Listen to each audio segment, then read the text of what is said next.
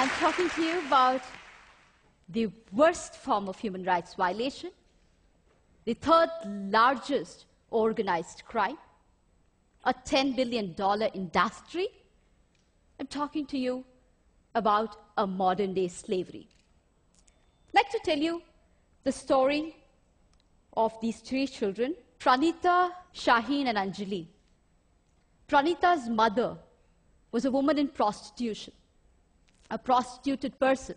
She got infected with HIV, and towards the end of her life, when she was in the final stages of AIDS, she could not prostitute, so she sold 4-year-old Pranita to a broker.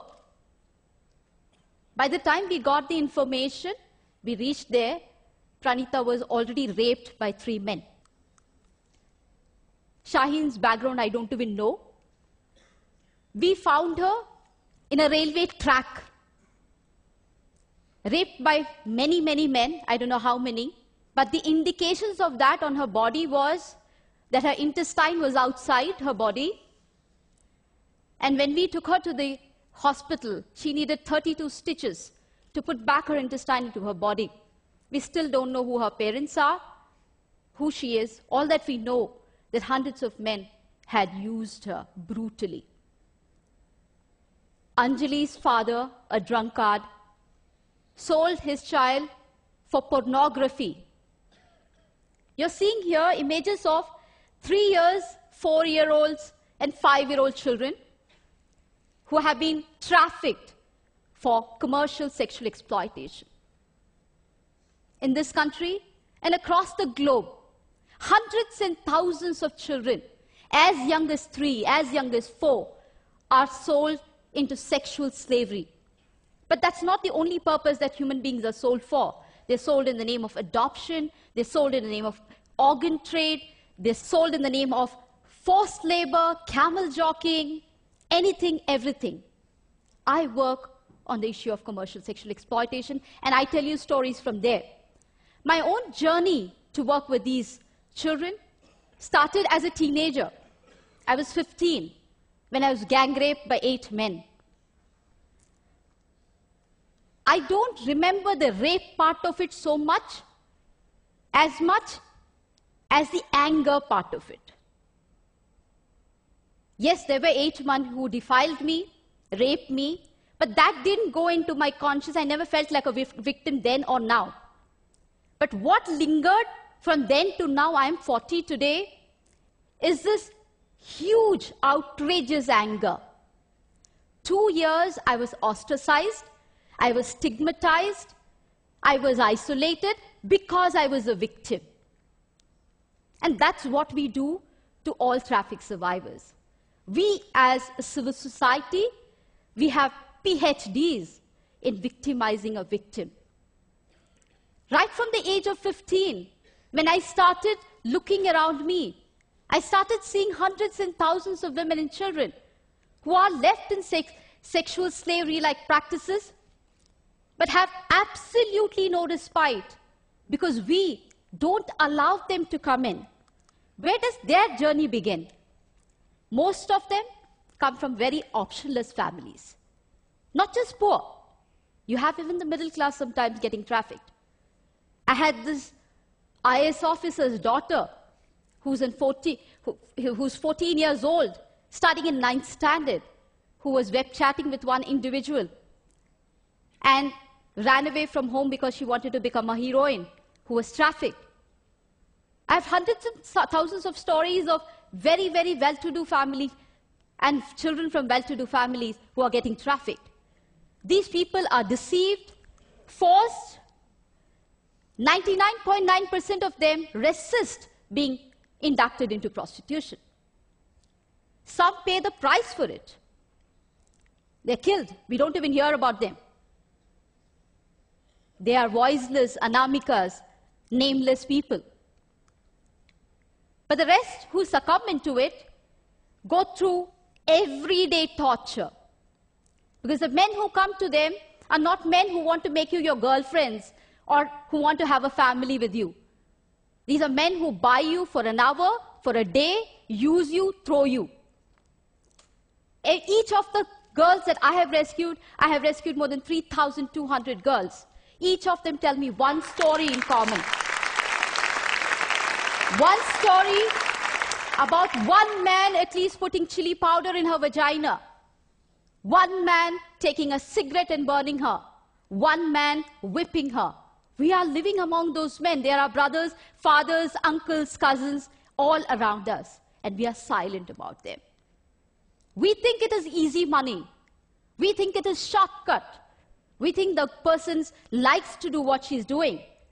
But the extra bonuses that she gets is the various infections, sexually transmitted infections, HIV, AIDS, syphilis, gonorrhea, you name it, substance abuse, drugs, everything under the sun. And one day, she gives up on you and me because we have no options for her. And therefore, she starts normalizing this exploitation. She believes, yes, this is it. This is what my destiny is about. And this is normal to get raped by 100 men a day. And it's abnormal to live in a shelter. It's abnormal to get rehabilitated. It's in that context that I work. It's in that context that I rescue children. I've rescued children as young as 3 years, and I've rescued women as old as 40 years. When I rescued them, one of the biggest challenges I had was, where do I begin? Because I had lots of them who are already HIV infected. 1/3 of the people I rescue are HIV positive. And therefore, my challenge was to understand how can I get out the power from this pain. And for me, I was my greatest experience. Understanding my own self, understanding my own pain, my own isolation was my greatest teacher. Because what we did with these girls is to understand their potential. You see a girl here who's trained as a welder. She works for a very big company, a workshop in Hyderabad, making furnitures. She earns around 12,000 rupees. She's an illiterate girl, trained, skilled as a welder. Why welding and why not computers? We felt one of the things that these girls had is immense amount of courage. They did not have any pardas inside their body, hijabs inside themselves. They've crossed the barrier of it. And therefore, they could fight in a male-dominated world very easily and not feel very shy about it. We have trained girls as carpenters, as masons, as security guards, as cab drivers. And each one of them are excelling in their chosen field, gaining confidence, restoring dignity, and building hopes in their own lives. These girls are also working in big construction companies like Ramki Construction as masons, full-time masons. What has been my challenge? My challenge has not been the traffickers who beat me up. I've been beaten up more than 14 times in my life.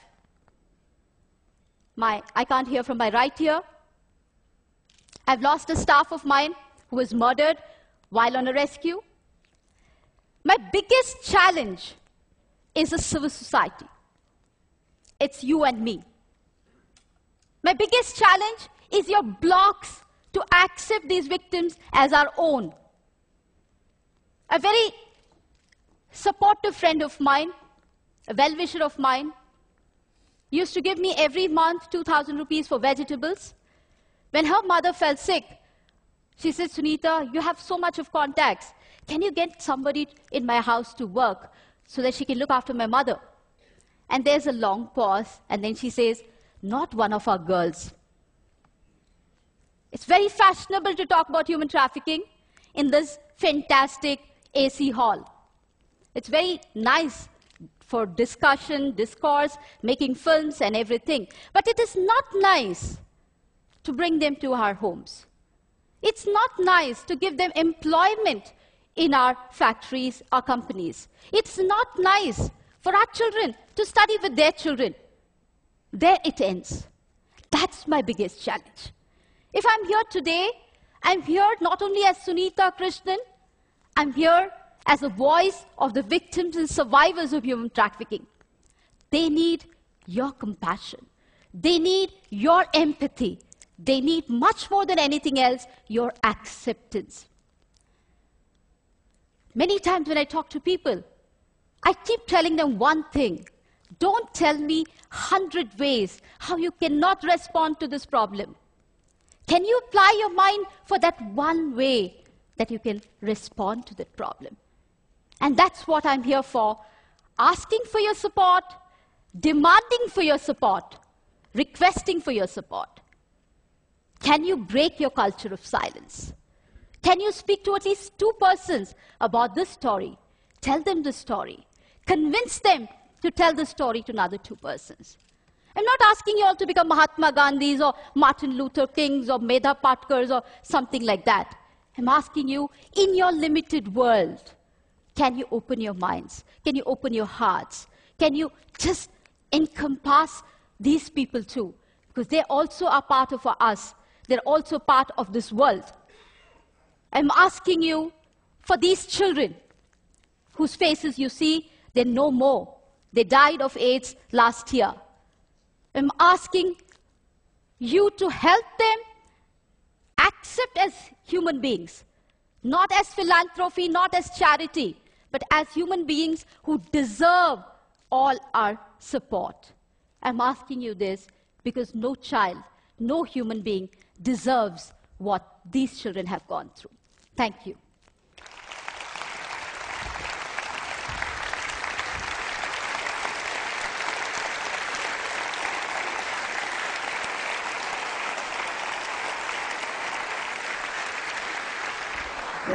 Thank you.